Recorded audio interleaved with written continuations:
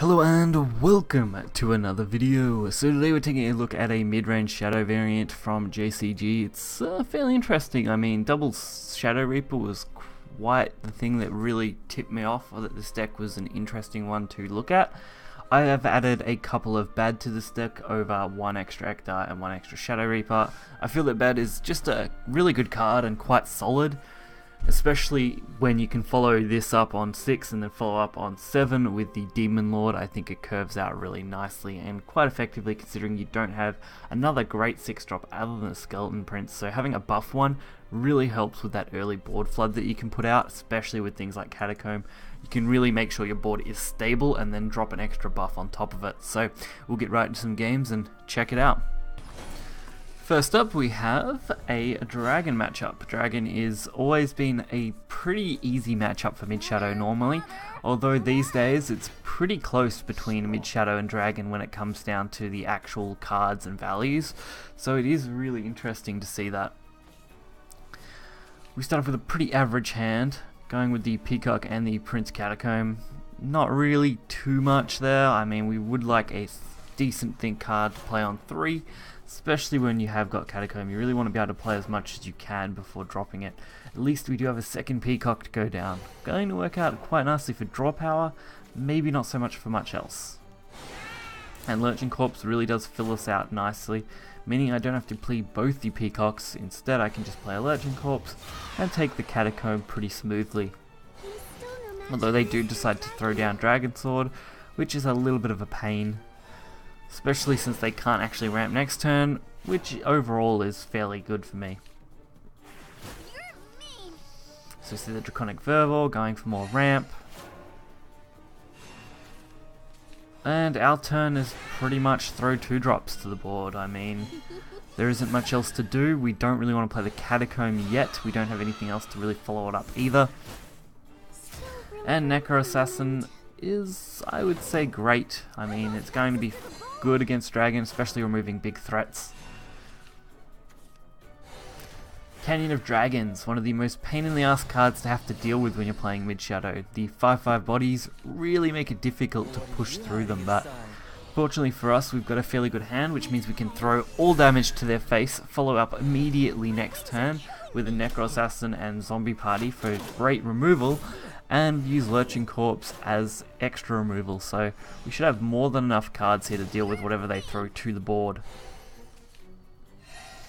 You can see Dragoon Scyther come down. Looks like they're going to push as much damage as they can to my face this time. No real shock. I mean, you want to go for as much damage as you can when you're playing against something like Mid-Shadow, so definitely not surprising. And I have the Zombie Party with a Catacomb trade working out really nicely, especially when followed up by the Necro Assassin Lurching Corpse. Of course, evolving the Lurching Corpse to get the extra 2 damage first. To take advantage of that when we've got a nice Demon Lord follow-up, which should secure our board quite well, provided they don't completely clear me. So we are in a little awkward spot, I would say. A Bahamut would be absolutely soul-crushing. Breath of the Salamander, again another card that is soul-crushing. Makes all our plays just that little bit worse, especially when they have Blazing Breath. And another Dragoon Scyther, so they basically had every little card they needed to kind of deal with this and survive. Which is really unfortunate, because Demon Lord would have been lethal next turn. At least for me, I do have the Lurching Corpse into Necro Assassin again, removing both of their threats while getting at least 1 damage on their face. Really helping me kind of just secure our board a little bit, maybe just enough. If not, we do have Underworld and Zeus here, really interesting, throwing it all to face and no evolve. With no evolve, Demon Lord getting just enough damage to overcome this Zeus and enough to deal the lethal. Really unfortunate they didn't evolve. I'm guessing they kept the evolve in case they had something like Israfil, just so they could use that instead. Luckily for me, that's the route they went, which left me with 5 damage to go face with. This next game is a relatively quick one. It is Sword. Once you do basically rush out Sword, there isn't much Sword can do, which does lead to a lot of concedes in that category. especially if you start off with a good hand. Which, I mean, we don't have the greatest mulligan to start with, but that's pretty good. The more draw power you can aim for in your early game, the better, especially with board floods like Catacomb to really back them up. Helps you get to all of your big buffy type cards and let you just kind of roll them in the mid game. Which is what you want with a mid deck, of course, being able to just roll your opponent over and kind of just bash their head in with a rock. That's the way I'd go with it. So Maisie does get to see some play, getting dropped on turn 2. Of course, Zombie Party picks that up pretty nicely, and we can kill the Quick Blader very, very easily. Princess Juliet though, another Storm card, a little bit of a pain. At least for us, we do have Bone Bug, which is half decent, along with another Peacock to go down. We're going to be able to throw more damage to their face, and just set up our board nicely. So they do get the Vagabond Frog. Really annoying card. I mean, trying to hit it, really only random removal or AoE damage is any good against it. Everything else, really, really bad, making life very, very difficult. But the Necros off the top, basically being perfect. You can't go wrong with a good Necro Assassin. And with the cards we have, it's actually a really solid turn. We get to kill this frog, which obviously is going to be the core of this sword deck most likely. Usually once you kill their frog, it does end in a concede, which is, I'm sure, what we'll see very shortly from this sword player. As I said, very quick. Once you kill their frog, it is very easy to roll them over. And the last game for this video is Rune. Rune is an interesting one. Both Dirt Rune and Daria have pretty reasonable matchups against mid Shadow. It's very hard to get enough aggression out that you can win them over in some cases.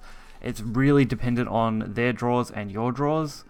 There's really not much else to say about that. I mean, I would say it's at least a 50-50 on whether you can get what you need and they get what they need, sort of thing. So far in my testing, that's the kind of matchups I've had. They've either been extremely down to the wire or one side just kind of rolls over the other side. So this is a Dirt Rune deck, very obvious from their intro with the Sigil and the Dwarf.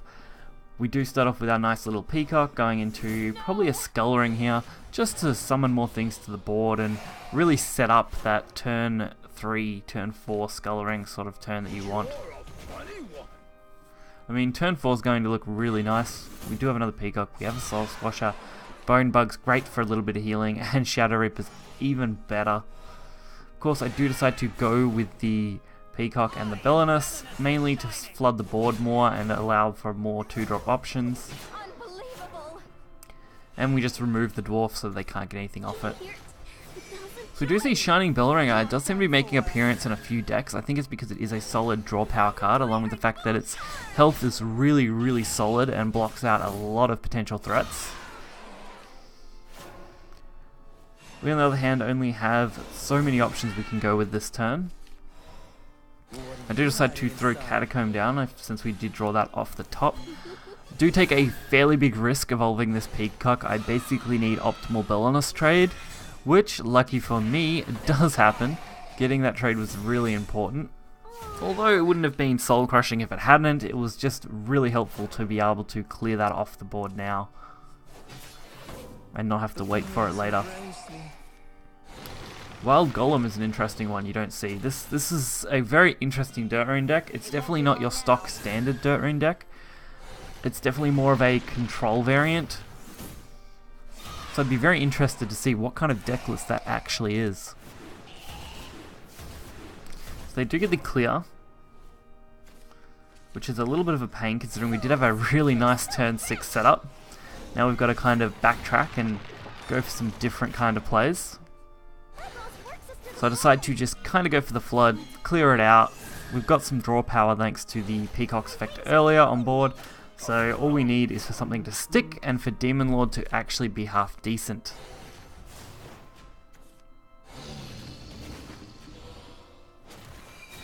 Hey, what's so angry?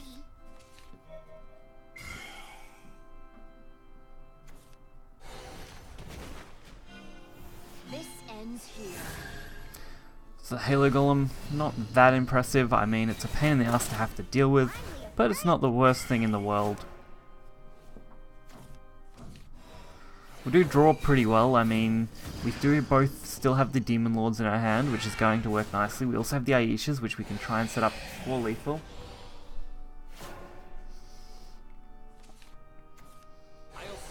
And of course, Professor of Taboos.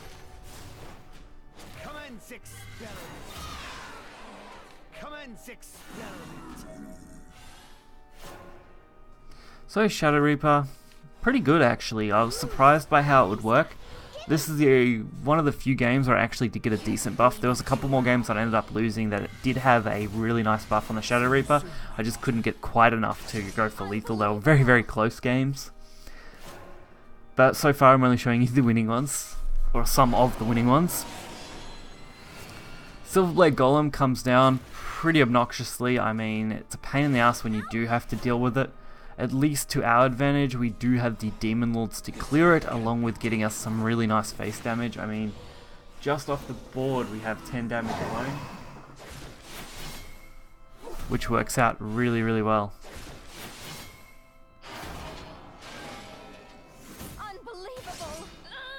That boss works us to the bone. So we do leave them on 3. Pretty crazy when you look at that. I mean, unless they had an OTK, which there's no way they would have with what they'd had off that Silverblade Golem, there was no way for them to come back off that. Very interesting deck though. So we're definitely seeing a lot of variety on ladder. I mean, a lot of people still complain about Daria. In my personal opinion, I've hardly seen any. I'm lucky to see 1 or 2 Daria in a full play session for a full day of about 8 hours of laddering. Really just don't see it happening as often as people think it does. I personally did play some recently and really won maybe 2 games out of a 8-game session. Really not that great compared to what people hype it up to be. Of course, this deck is great fun. I don't know about some of the numbers. I would probably fiddle around with it a little bit. I definitely like Running Bad. It's definitely a great card to have, although it is awkward in some situations where you just don't want to play it. But in others, it's pretty much perfect and can lead to a very quick victory. So, hopefully you guys enjoyed this video. If you did, hit that like button and subscribe. As always, deck list will be in the description below, and I'll catch you guys next time. See ya.